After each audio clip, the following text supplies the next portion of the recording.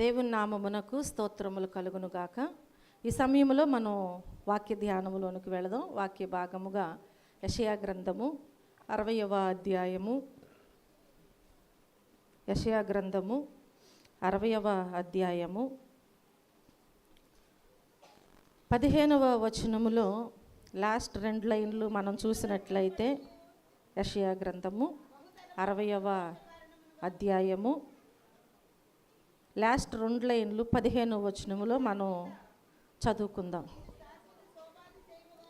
నిన్ను శాశ్వత శోభాతిశయముగాను బహుతరములకు సంతోష కారణముగాను చేసేదను. హల్లెలూయా, హల్లెలూయా. ఇక్కడ మనం జ్ఞాపకం చేసుకున్నట్లయితే 2 మాటలు మనకు కనిపిస్తున్నాయి వాక్యములో.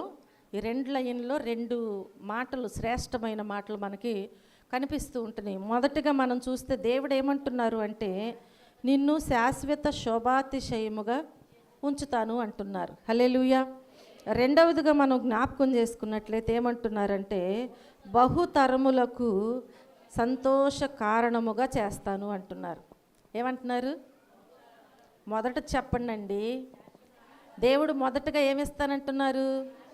2025వ సంవత్సరం అంతా ఇచ్చారు మనకి. 1 సంవత్సరమే కాదు, ఒక్కొక్కరికి ఒక్కొక్క వయసు ఉంది.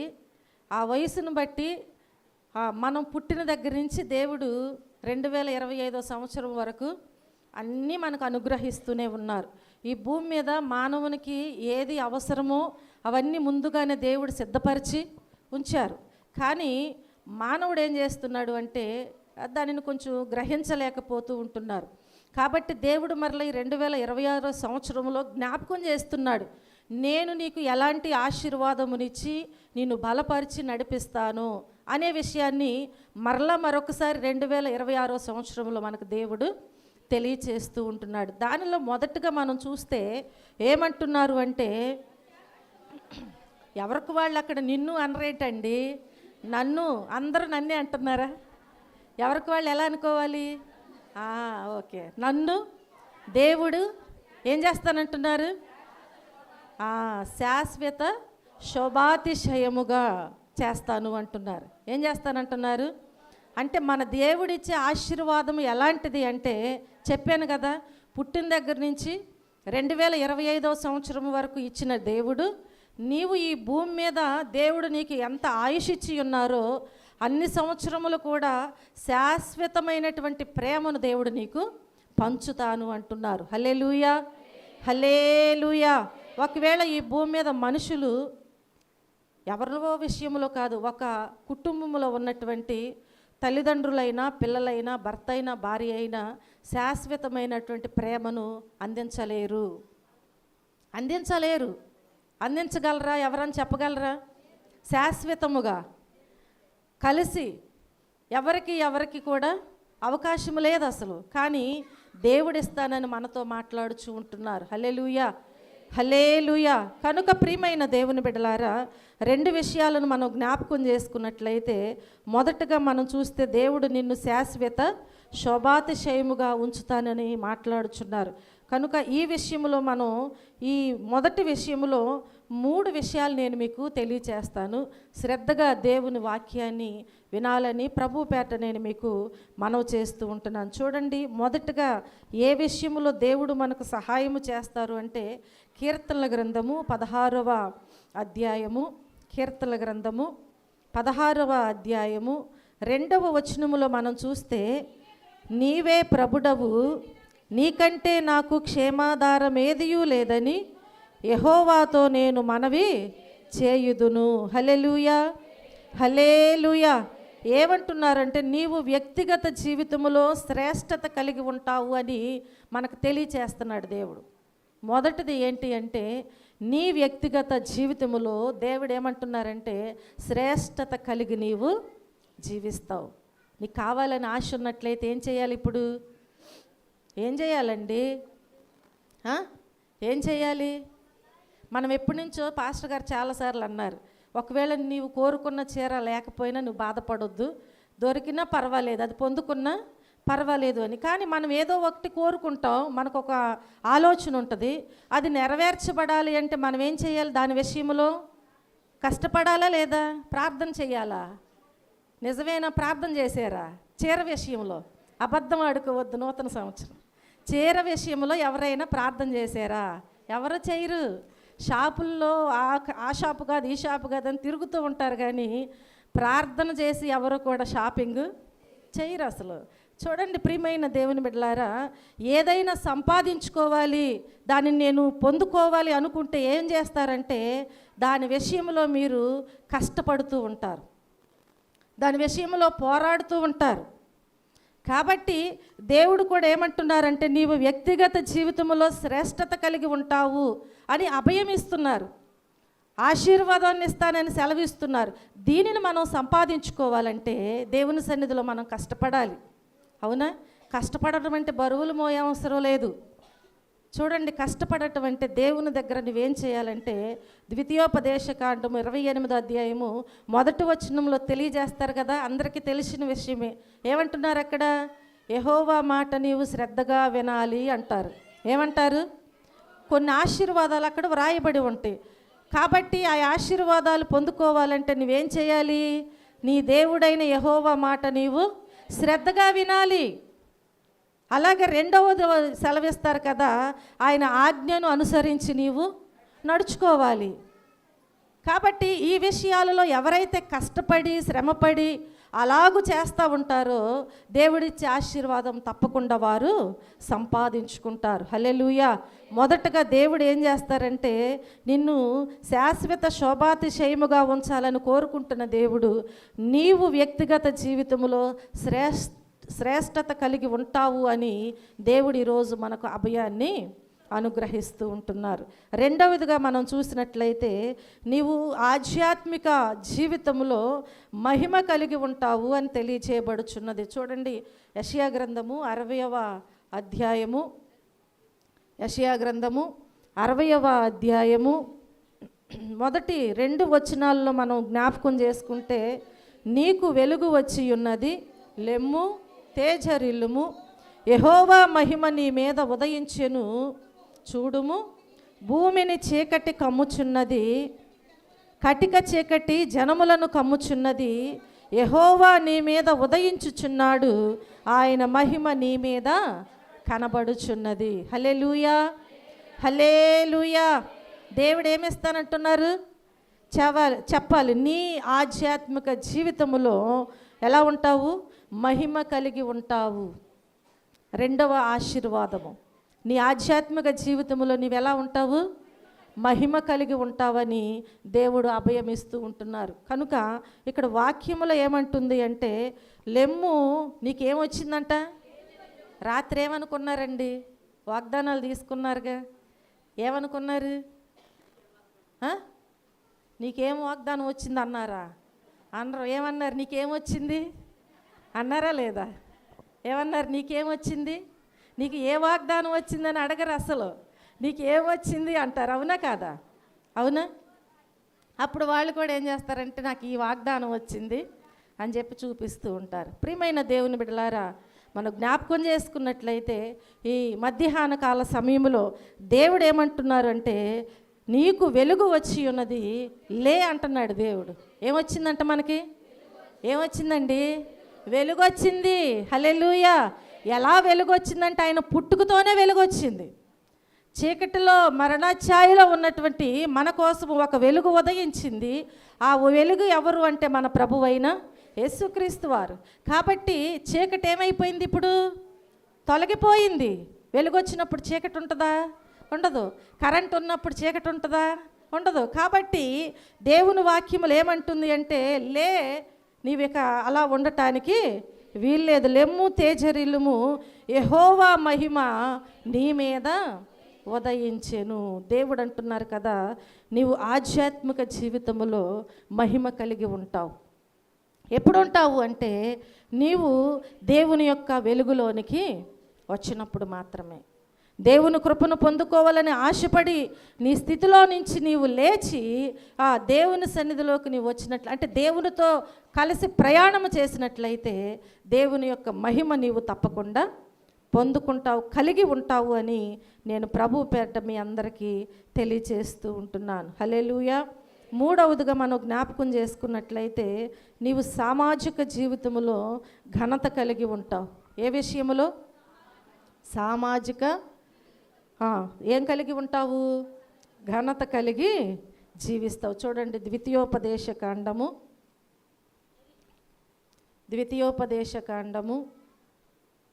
26వ అధ్యాయము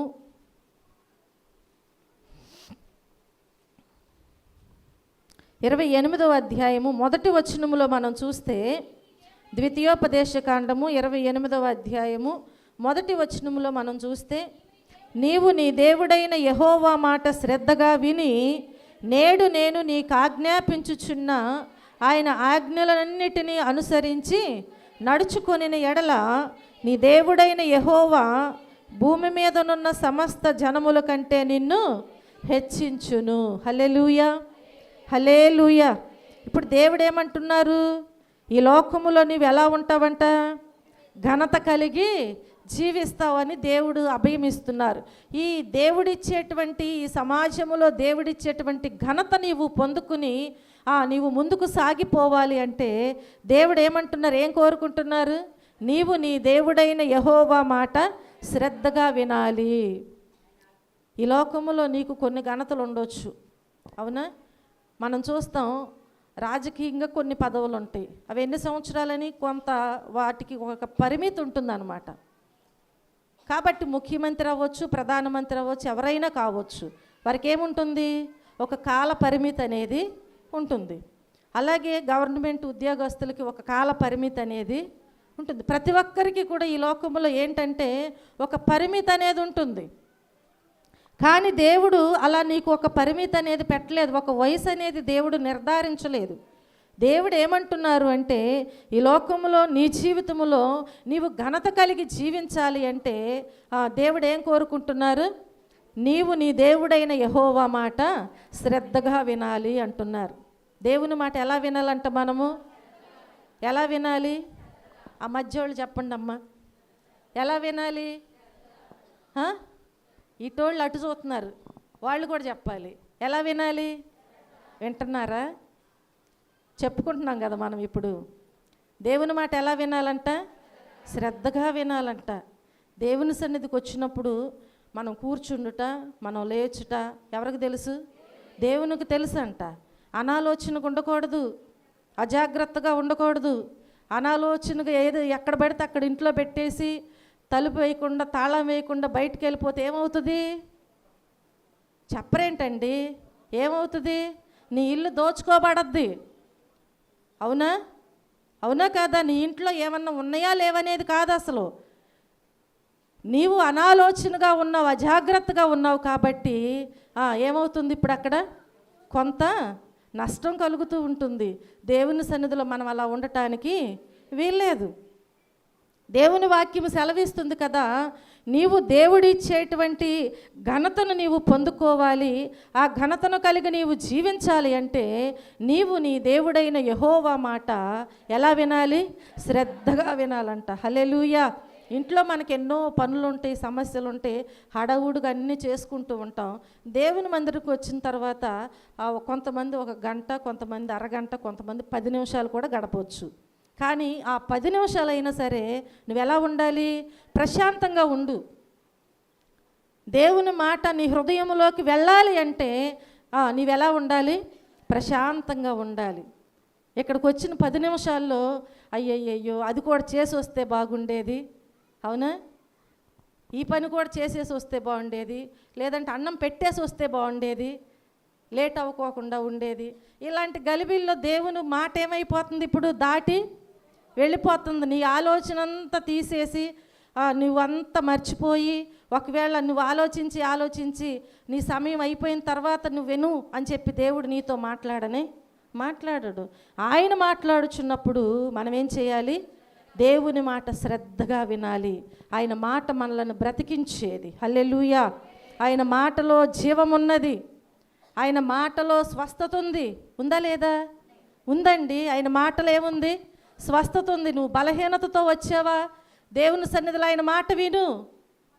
అనేకులను ఆయన మాట స్వస్థపరిచింది. డాక్టర్ గారి దగ్గరికి వెళ్తే ఆయన స్కానింగ్లు రాసి ఆ టెస్టులు రాసి ఈ టెస్టులు రాసి మెడిసిన్ ఇస్తారు. మన దేవుడు అవన్నీ చేయవసరం లేదు. ఏం చేస్తాడు? ఆయన నిన్ను స్వస్థపరిచే దేవుడు. ఎందుకంటే ఎవరు స్వస్థపరిచేదంటే మన ప్రభువైన యేసుక్రీస్తు వారే. హల్లెలూయా. కాబట్టి ప్రియమైన దేవుని బిడ్డలారా, ఈ సమయంలో దేవుడు మనతో ఏం మాట్లాడుచున్నారు అంటే, నీ దేవుడైన యెహోవా మాట నువ్వేం చేయాలి? శ్రద్ధగా వినాలి. నువ్వు శ్రద్ధగా వినటమే కాదంట, నేడు నేను నీకు ఆజ్ఞాపించుచున్న ఆయన ఆజ్ఞలన్నిటినీ అనుసరించి నడుచుకోవాలి అంటున్నారు. మొదటగా ఏం చేయాలంట? దేవుని మాట శ్రద్ధగా వినాలి. రెండవది ఏం చేయాలి? ఆజ్ఞలన్నిటినీ అనుసరించి నడుచుకోవాలి. హల్లెలూయా. ఇది కూడా కష్టమే. మొదటిది చేయలేమని మనకి ఎక్కడే ప్రూఫ్ ఉంది, అసలు ప్రూవ్ అయిపోతుంది. రెండవది మనం చూస్తే అది మీ అందరికీ తెలిసిన విషయమే. ఆజ్ఞను అనుసరించి నడుచుకోవటం అనేది మీ వ్యక్తిగతంగా అందరికీ తెలిసిన విషయమే. మొదటిది మాత్రం మనందరికీ అర్థమైపోతుంది, దేవుని మాట శ్రద్ధగా వింటున్నామా లేదా అనేది. కాబట్టి మనం జ్ఞాపకం చేసుకున్నట్లయితే ఈ రెండు విషయాలు ఎవరైతే క్రమంగా చేస్తారో దేవుడు వారికి ఏమిస్తానంటున్నారు? వారి జీవితంలో ఈ లోకములోనంట దేవుడు నీకు ఘనతనిస్తూ ఉంటారంట. హల్లెలూయా. కొంతమంది భక్తులను మనం చూడవచ్చు. ఎవరు వాళ్ళు? మన పితరుల దగ్గర నుంచి మనం జ్ఞాపకం చేసుకుంటే వరసనే చాలామంది భక్తులు ఏం చేశారంటే ఆయన మాట శ్రద్ధగా విన్నారు, తిరిగి ఆయన ఆజ్ఞను అనుసరించి ఉన్నారు. కాబట్టే దేవుని దీవెనలు పొందుకున్నారు. వారి పేరు బైబిల్ గ్రంథములో లిఖించబడింది. మనం చూస్తే నోవాహు విషయంలో మనం జ్ఞాపకం చేసుకుంటే నోవాహుకు పిల్లలు ఉన్నారా? వారికి కుటుంబం ఉందా? నోవాహు గారికి కుటుంబం ఉందా? కుటుంబం ఉంది, బాధ్యతలు ఉన్నాయి, అన్నీ ఉన్నాయి. కానీ దేవుడు ఏం కోరుకుంటున్నారంటే నా మాట మీరు శ్రద్ధగా వినండి. ఇప్పుడు నోవాహు దేవుని మాట ఎలా విన్నాడంటే శ్రద్ధగా విన్నాడు. శ్రద్ధగా విని ఆయన ఆజ్ఞను బట్టి ఆయన నడుచుకుంటున్నాడు, ఆజ్ఞను అనుసరిస్తూ ఉంటున్నాడు. ఏంటి అంటే దేవుడు ఒకటే సెలవిచ్చారు, నీవు వెళ్ళి ఓడను సిద్ధపరచయ్యా అన్నాడు. దేవుని దగ్గరకు వచ్చి ప్రార్థన చేయమని చిన్న చిన్నగా తేలికి విషయాలు చెప్పలేదు. ఈరోజు మనకైతే దేవుడు అంత బరువు బాధ్యతలు పెట్టట్లేదు. నోవాహుకైతే ఎంతో బరువు బాధ్యత పెట్టాడు. తన కుటుంబాన్ని చూసుకుంటూ తిరిగి మరలా ఏం చేస్తున్నాడు? సువార్త ప్రకటిస్తూ ఆ ఓడను సిద్ధం చేస్తున్నాడు. అయ్యో, ఒక్కరోజు సెలవు పెట్టి దేవుని మందిరానికి రండి అంటే ఈరోజు సెలవు పెడితే రేపు మనకు కావాలనుకున్నప్పుడు ఎవరు కదా అని ఆలోచిస్తారు. మనమైతే అవునా? ఆలోచిస్తున్నారు లేదా? మీరు ఆలోచిస్తారండి. కానీ నోవాహుకు అలా ఆలోచిస్తే ఎన్ని సంవత్సరాలు? ఒక్కరోజు, ఒక వారము, ఒక నెల, ఒక సంవత్సరం ఏమన్నా చేశాడా? ఎన్ని సంవత్సరాలు? 120 సంవత్సరాలు దేవుని మాట శ్రద్ధగా విన్నాడు. తిరిగి మరలా ఆయన ఆజ్ఞను అనుసరించి ఉన్నారు. హల్లెలూయా. ఎంత గొప్ప శ్రేష్టమైనటువంటి వ్యక్తో చూడండి. ఒక్కరోజు కాదు, 2 రోజులు కాదు, ఆ క్రొత్త సంవత్సరం వచ్చింది కాబట్టి జాగ్రత్తగా విందామని అనుకోలేదు. 120 సంవత్సరాలు దేవుని మాట ఎలా విన్నాడు అంటే మధ్యలో ఎక్కడ కూడా ఆయనకు అప్పగించిన పనిని ఆపలేదు. అసలు ఎక్కడ కూడా దేవునిని ప్రక్కన పెట్టలేదు. అసలు చేపట్టిన పనిని కూడా ఆయన ఆపలేదు. వారు వినకపోయినా, మీరు వినకపోయినా నేను ఎలా చెప్పాలో అలాగే నోవాహు కూడా ఏం చేశాడు? ఆ ప్రజలు ఎవరు కూడా వినలేదు. వింటే ఏమయ్యేవారు? రక్షించబడేవారు, వింటే కాపాడబడేవారు, వింటే ఆయుష్వంతులుగా ఉండేవారు. చూడండి, దేవుని మాట వింటే ఎన్ని ఆశీర్వాదాలు ఉన్నాయో. వింటే ఏం కలుగుతుంది? ఆశీర్వాదం వస్తుంది, ఆయుష్ పెరుగుతుంది. దేవుని మాట వింటే వారు వినలేదు. ఆ ప్రజలు ఎవ్వరూ కూడా వినలేదు. కాబట్టి వారు అర్ధాంతరంగా అక్కడే ఆ నీటిలో మునిగిపోయినట్లుగా మనం చూస్తూ ఉంటున్నాం. కానీ నోవాహు మాత్రం విన్నాడు. కాబట్టి నోవాహుతో కూడా తన కుటుంబం అంతా కూడా ఏమైంది? రక్షించబడినట్లుగా మనం చూస్తూ ఉంటున్నాం. హల్లెలూయా, హల్లెలూయా. కాబట్టి ఎవరైతే ఈ లోకములో దేవుని మాట శ్రద్ధగా వింటారో, ఆయన ఆజ్ఞను అనుసరించి నడుచుకుంటారో, వారి జీవితంలో దేవుడు వారికి ఒక ఘనతనిస్తానంటున్నారు. ఆ ఘనత ఎవరికి ఇచ్చారంటే నోవాహుకి ఇచ్చి ఉన్నారు. హల్లెలూయా. అలాగే మనం ఇంకా జ్ఞాపకం చేసుకుంటే అబ్రహాముకి ఇచ్చి ఉన్నాడు దేవుడు. అబ్రహాము కూడా దేవుని ఎరుగునటువంటి వాడైనా దేవుడు మాట్లాడినప్పుడు దేవుని మాట శ్రద్ధగా విన్నాడు. అయ్యా నీవు లేచి ప్రయాణం చేయి అన్నాడు. లేచి ఏం చేయాలి? నువ్వు ప్రయాణం చేయి. ఎలా చేయాలంట? ఎలా చేయాలండి? ఎక్కడికి వెళ్ళాలో తెలియదు, ఎవరి దగ్గరికి వెళ్ళాలో తెలియదు, ఏమీ తీసుకెళ్ళకూడదు. ఏం చేయాలి? నేను చూపించే దేశానికి వెళ్ళి అన్నాడు. దేవుడు ఎప్పుడు చూపిస్తాడో కూడా తెలియదు, చెప్పలేదు. కానీ అబ్రహాము దేవుని మాట శ్రద్ధగా విన్నాడు కనుక ఆయన లేచి ప్రయాణము కొనసాగించి ఉన్నారు. హల్లెలూయా. ఎక్కడి నుంచి వెళ్ళిపోయాడంటే తన బంధువుల నుంచి, తన దేశము విడిచి, తనకు కలిగినది సమస్తము విడిచిపెట్టి దేవుని మాట చొప్పున ఆయన ఆజ్ఞను అనుసరించి వెళ్ళాడు కనుక దేవుడు ఆయనకి గొప్ప ఘనతను తన జీవితంలో ఇచ్చి ఉన్నారు. ఎలాంటి ఆశీర్వాదం ఇచ్చాడు చెప్పాలి? జనములకు తండ్రిగా చేసి ఉన్నాడు, విశ్వాసులకు తండ్రిగా చేసి ఉన్నాడు, వృద్ధాప్యములో ఆశీర్వదించబడి ఉన్నాడు. హల్లెలూయా, హల్లెలూయా. కనుక ప్రియమైన దేవుని బిడ్డలారా, దేవుని మాట శ్రద్ధగా వింటే దానిలో వచ్చే ఆశీర్వాదాలు చాలా ఉన్నాయన్నమాట. ఇంకా మనం చూస్తే బైబిల్లో చాలామంది భక్తులు ఉన్నారు. యోసేపు కూడా చిన్నప్పటి నుంచేనంట. ఎప్పటి నుంచి? చిన్నతనము నుంచి దేవుని మాట ఎలా వింటున్నాడు? శ్రద్ధగా వింటున్నాడు. శ్రద్ధగా వింటున్నాడు కాబట్టి దేవుడు యోసేపుకి ఎన్నో కలలు, దర్శనాలు ఇస్తున్నాడు. సమూయేలు దేవుని మందిరములో శ్రద్ధగా ఉంటున్నాడు కనుక, దేవుని పని శ్రద్ధగా చేస్తున్నాడు కనుక, ఎప్పటి నుంచి అంటే పాలు మానిన దగ్గర నుంచి కూడా దేవుని మందిరంలో ఉన్నాడు కాబట్టి సమూయేలుతోనంట డైరెక్ట్గా దేవుడు మాట్లాడుచున్నాడంట. ఎంత గొప్ప శ్రేష్టమైనటువంటి ఆశీర్వాదం అండి, అవునా? అరుదంట ఆ కాలములో దేవుడు మాట్లాడటం. అలాంటి పరిస్థితులలో ఎవరితో మాట్లాడాడు? ఎవరైతే దేవుని మాట శ్రద్ధగా వింటున్నారో, ఎవరైతే దేవుని ఆజ్ఞను అనుసరించి నడుచుకుంటున్నారో వారితో దేవుడు మాట్లాడుచూ ఉంటున్నాడు. హల్లెలూయా. చూడండి, యోసేపు కూడా చాలా విషయాల్లో దేవుని మాట వినుటను బట్టి శ్రమలు పొందాడు, ఎన్నో కష్టాలు పొందాడు. అయినప్పటికీ కూడా దేవుని మాట వినకుండా, ఆజ్ఞను అనుసరించకుండా తను లేడు కాబట్టి దేవుడు ఏం చేశాడు? యోసేపుని ఆశీర్వదించి ఆ దేశానికి రాజుగా చేసి ఉన్నారు. హల్లెలూయా. కనుక ప్రియమైన దేవుని బిడ్డలారా, ఈరోజు నీవు దేవుని మాట శ్రద్ధగా విన్నట్లయితే దేవుడు ఏమంటున్నారు? ఈ లోకములో నీకు, నీ జీవితములో ఏమిస్తాడంట? ఘనతను కలుగు చేస్తారంట. ఆ ఘనత నీకు కావాలా? ఈ లోకములో కొన్ని ఘనతలు ఉంటాయి, అవి ఎందుకు పనికిరానటువంటి ఘనతలు. బాగున్నప్పుడు ఒకవేళ పొగడొచ్చు, ఏదన్నా మనస్పర్ధనలు వస్తే దానంత చెడ్డదే లేదంటారు, అవునా? బాగున్నప్పుడేమో ఎంత మంచిదో, బ్రతికున్న వాళ్ళని కాదు చనిపోయిన వారిని కూడా అంటారు, వీడు బ్రతికుండంగా ఎంత అదిరిపడ్డాడో.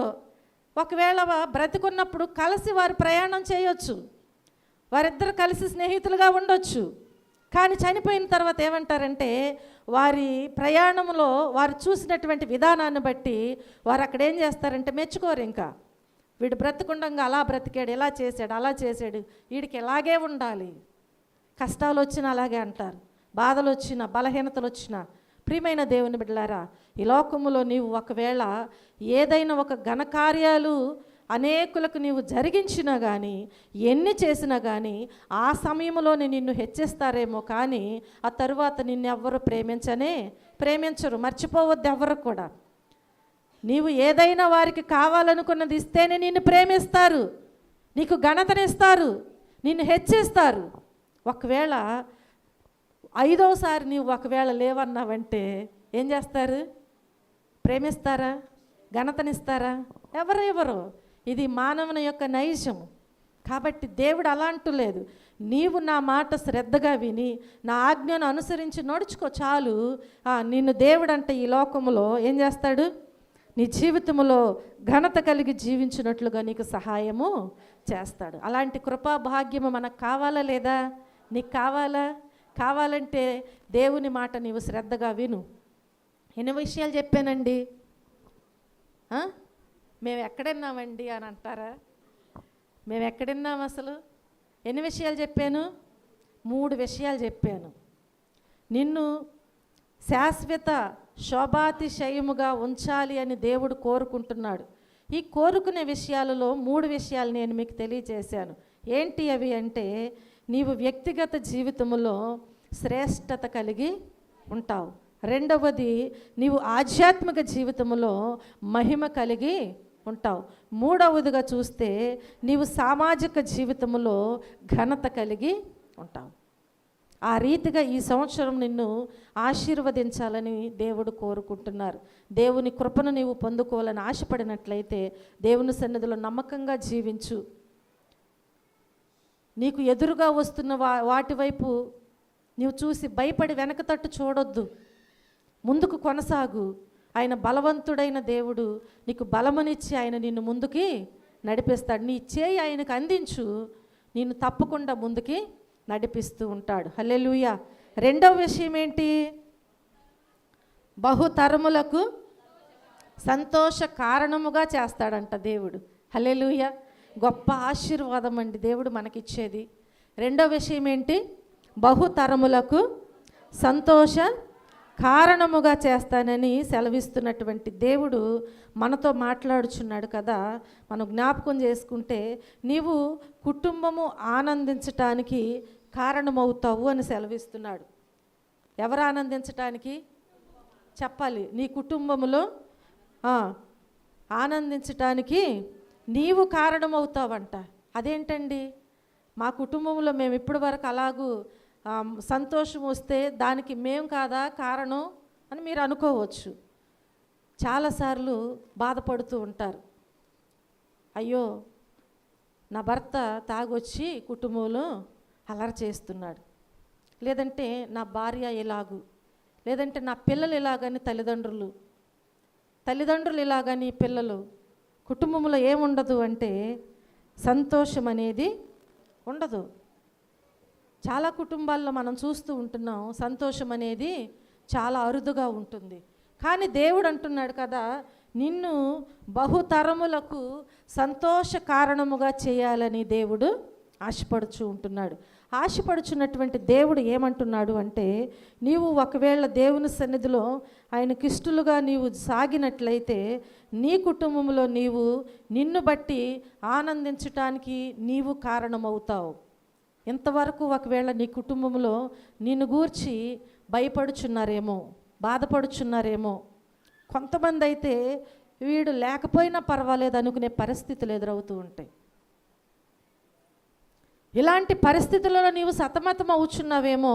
ఒకవేళ నీ జీవితంలో నువ్వు అనుకోవచ్చు, ఇదేంటి నా జీవితము, నేను ఎలా ఉంటున్నాను, అందరికీ నేను దుఃఖాన్ని కలుగజేస్తున్నాను, అయ్యో నేను మారాలి అని నీవు అనుకుంటున్నావేమో. దేవుడు నీకు ఒక అవకాశాన్ని ఇస్తున్నాడు.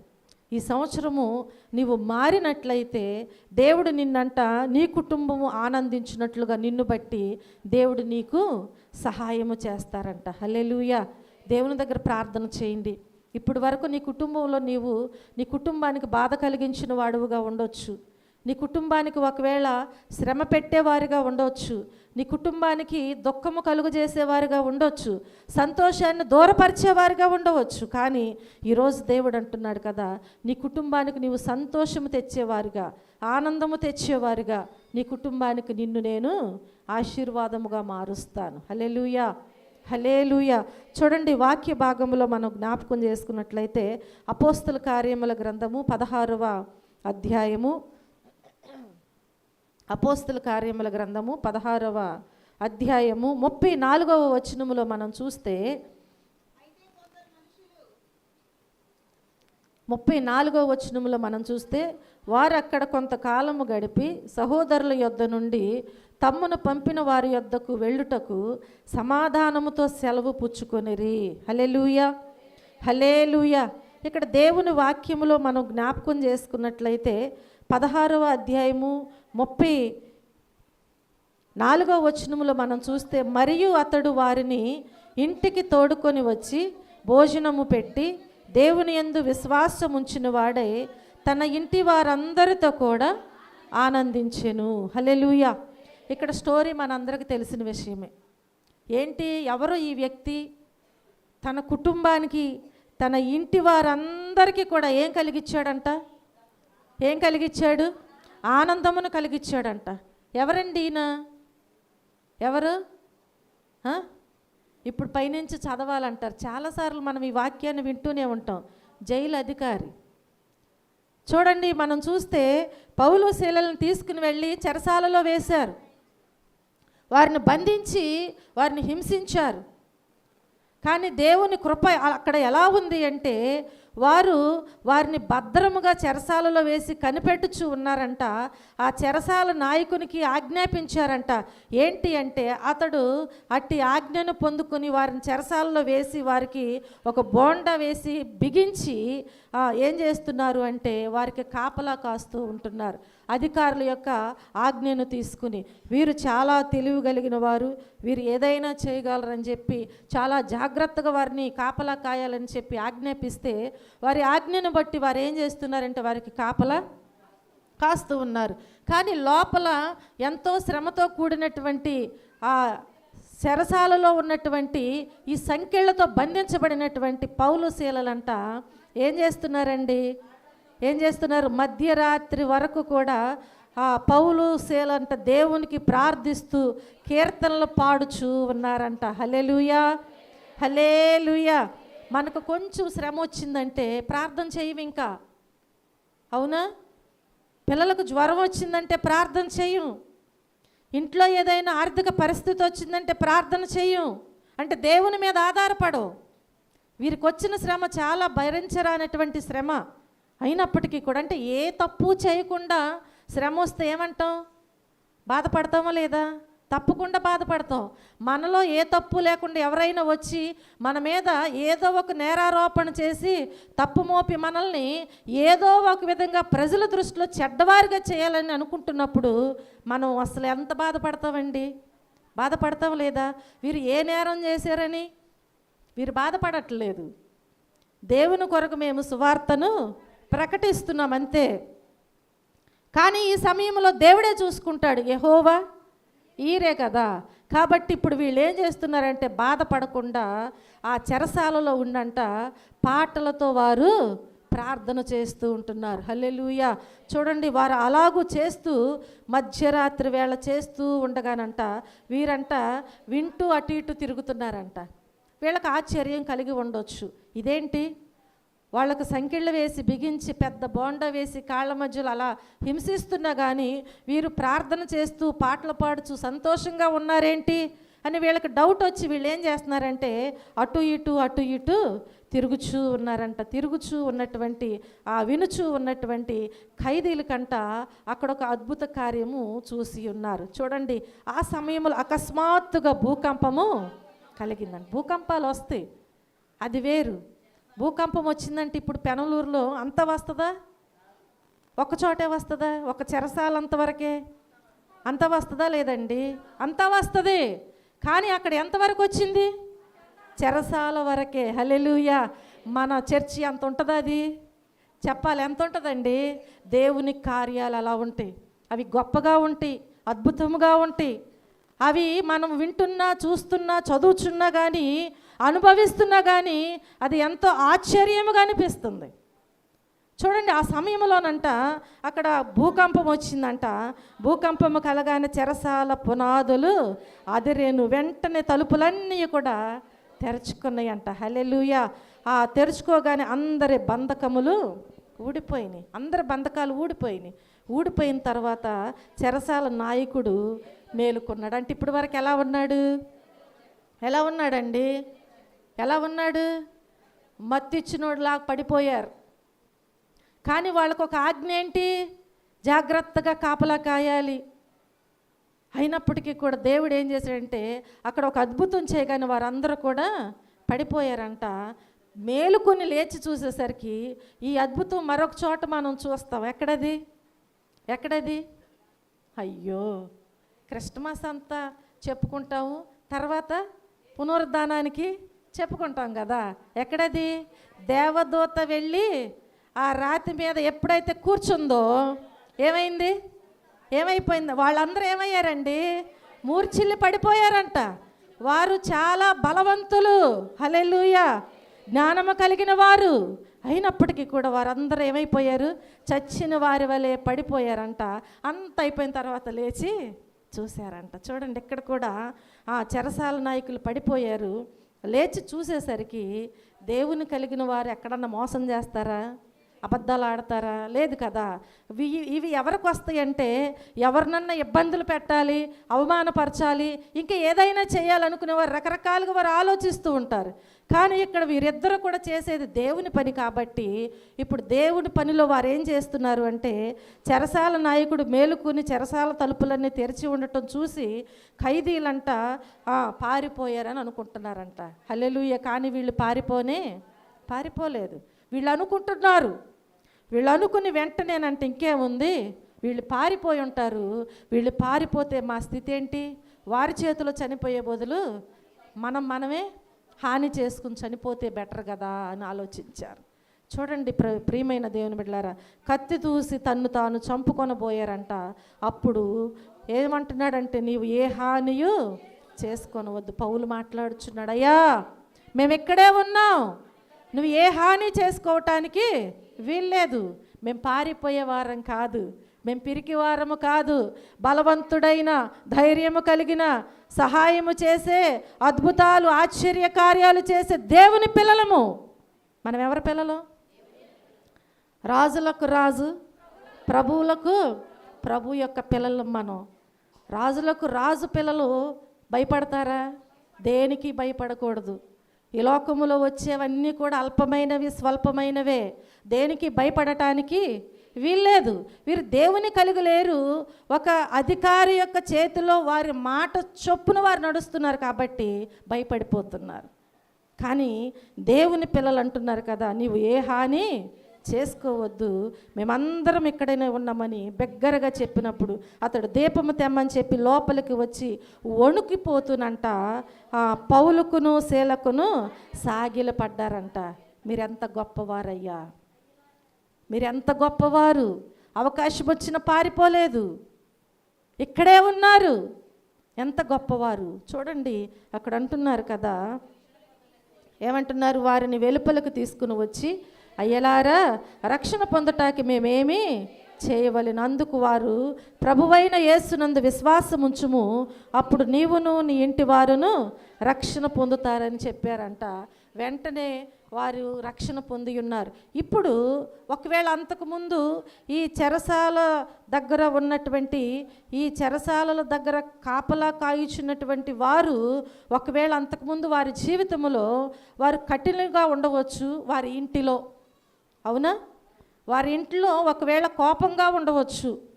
వారి కుటుంబంలో వారిని బట్టి సంతోషం, ఆనందము లేకపోవచ్చు. కానీ మన గొప్ప దేవుడు ఏం చేశారంటే వారిని బట్టి అంట వారి కుటుంబానికి ఇప్పుడు ఏం కలిగించారు? ఆనందాన్ని కలిగించారు. దేవుని వాక్యములో మనం చూసి ఉన్నాం. ఏంటది? దేవుడు ఏమిచ్చారు?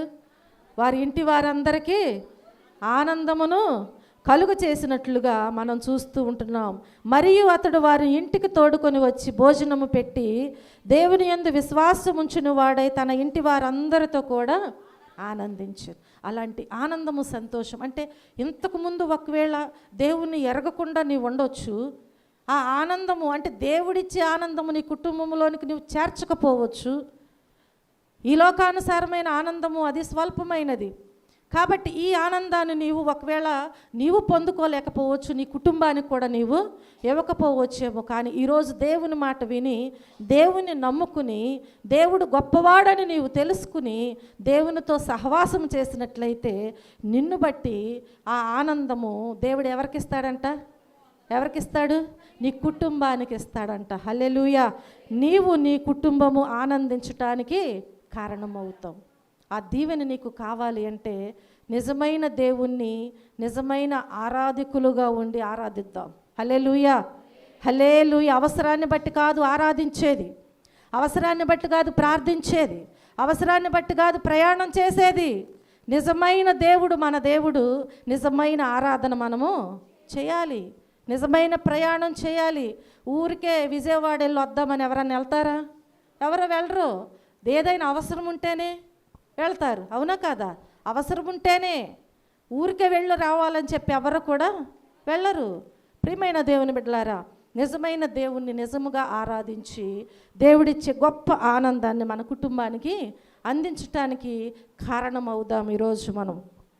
అలాగే మరొక విషయాన్ని మనం చూసినట్లయితే, నీవు విశ్వాసులు ఉల్లాసపడటానికి కారణమవుతూ ఉంటావు. ఎవరు ఉల్లాసపడటానికి? చెప్పాలి అంటే నీ కుటుంబం వరకే కాదంట, నీవు దేవుని బిడ్డగా నీ కుటుంబానికి ఆనందాన్ని అందించాలి. ఇంకెవరికి అందించాలి? చెప్పాలి. నీ తోటి వారికంటే, నీ సంఘములో, నీ సమాజములో, నీ కుటుంబంలోనే కాదు, నీ ఇరుగు పొరుగు వారైన ప్రతి ఒక్క విశ్వాసికి నువ్వేం కలిగించాలి? ఉల్లాసమును కలిగించాలి. కొరింథీయులకు రాసినటువంటి 2వ పత్రిక 1వ అధ్యాయము, కొరింథీయులకు రాసిన 2వ పత్రిక 1వ అధ్యాయము 24వ వచనంలో మనం చూస్తే, మీ విశ్వాసము మీద మేము ప్రభువులమని ఎలాగూ చెప్పుటలేదు కానీ మీ ఆనందమునకు సహకారులమై ఉన్నాము, విశ్వాసము చేతనే మీరు నిలకడగా ఉన్నారు. హల్లెలూయా, హల్లెలూయా. ఎలా, దేనికి కారణమవుతావంటే ఇప్పుడు నీవు విశ్వాసులకు ఉల్లాసమునివ్వటానికి నువ్వేమవుతావు? కారణమవుతావంట. హల్లెలూయా. చూడండి, ఇక్కడ దేవుని వాక్యం అంటుంది కదా, మీ విశ్వాసము మీద మేము ప్రభువులమని ఎలాగూ చెప్పుట లేదు కానీ మీ ఆనందమునకు సహకారులమై ఉన్నాం, విశ్వాసము చేతనే మీరు నిలకడగా ఉన్నారు. మీ ఆనందానికి కారణమై ఉన్నామంటున్నారు. కాబట్టి ప్రతి ఒక్కరి ఆనందానికి మనం ఏమై ఉండాలి? కారణమై ఉండాలి. అప్పుడే మనం కూడా దేవుడిచ్చే ఆశీర్వాదాన్ని సంపాదించుకుంటామని ప్రభుపేట తెలియజేస్తున్నాను. అలాగే మరొక విషయాన్ని మనం చూసినట్లయితే, అపోస్తల కార్యముల గ్రంథము 13వ అధ్యాయములో మనం జ్ఞాపకం చేసుకుంటే, నీవు సమాజము ఉప్పొంగటానికి కారణమవుతూ ఉంటావు. 3వదిగా మనం చూస్తే సమాజము ఉప్పొంగటానికి కారణమవుతూ ఉంటావు. 13:48 వచనములో మనం చూస్తే, అన్యజనులు ఆ మాట విని సంతోషించి దేవుని వాక్యమును మహిమపరచిరి, మరియు నిత్య జీవమునకు నిర్ణయింపబడిన వారందరూ విశ్వసించిరి. హల్లెలూయా, హల్లెలూయా. కాబట్టి దేవుని వాక్యం ఏమంటుంది అంటే, అన్యజనులు ఆ మాట విని సంతోషించారంట. ఒక విశ్వాసులకే కాదు, నీవు ఎలాగూ కారణం అవ్వాలి అంటే సమాజానికి కూడా నీవు ఎలా ఉండాలి? సమాజము నిన్ను బట్టి ఉప్పొంగునట్లుగా నీవు కారణముగా ఉండాలి. ఎందుకని నీవు సజీవుడైన దేవుని బిడ్డవు కాబట్టి. హల్లెలూయా. దేవుడు మనకు ఏదైతే పంచి ఇచ్చి వెళ్ళారో మనం కూడా ఏం చేయాలి? ఇప్పుడు తండ్రి చిత్తాన్ని నెరవేర్చే వారముగా ఉండాలి. కాబట్టి దేవుని వాక్యం అంటుంది కదా, నీవు ఎలా ఉండాలి అంటుంది అంటే, అన్యజనుల విషయములో అంటే సమాజములో నీవు నిన్ను బట్టంట ఉప్పొంగటానికి నీవు కారణముగా ఉండాలి. అంతేకాని నిన్ను బట్టి దేవుని నామము దోషణ పాలు కాకూడదు.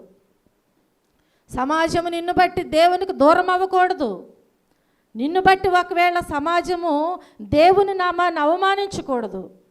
నీవు ఎలా ఉండాలంటే సమాజాన్ని ఉప్పొంగటానికి నీవు కారణముగా ఉండాలి. అలా ఉండాలంటే ఏం చేయాలి?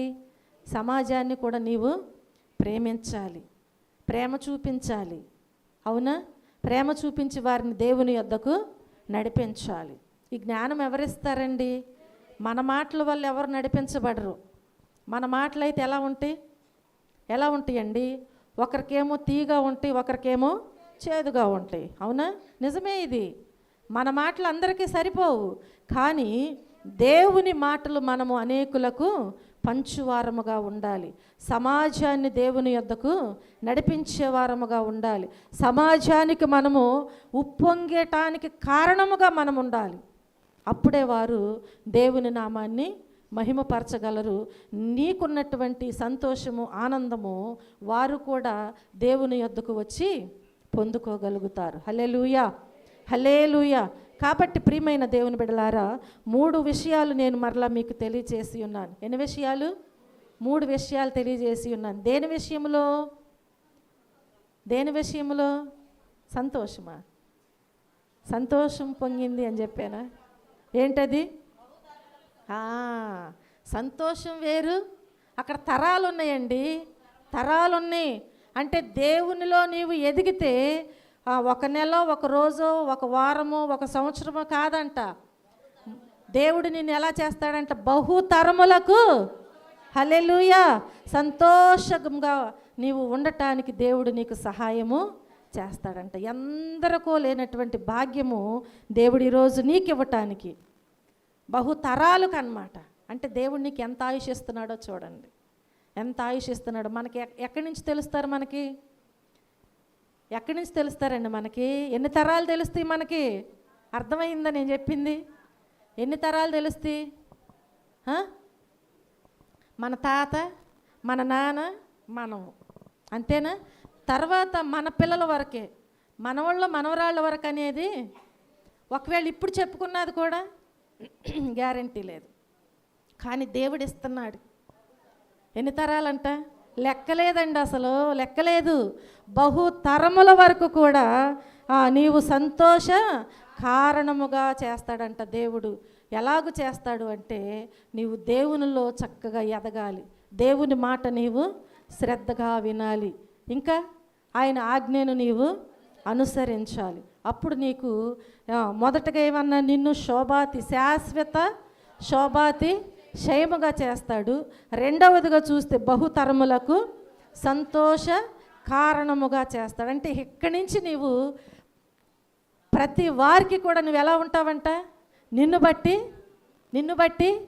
నీ భర్త అయినా, నీ భార్య అయినా, నీ పిల్లలైనా, నీ తల్లిదండ్రులైనా, అత్తమామలైనా, ఆడపడుచులైనా, ఇంకా చాలామంది ఉంటారు కదా, సంఘమైనా, ఇంకా ఎవరైనా సరే, సమాజమైనా ఎలా ఉంటారంటే నిన్ను బట్టి సంతోషముగా ఉంటారు. అంటే నీవు వారందరికీ ఎలా ఉంటావంటే సంతోషాన్ని పంచేవారుగా ఉంటారు. హల్లెలూయా.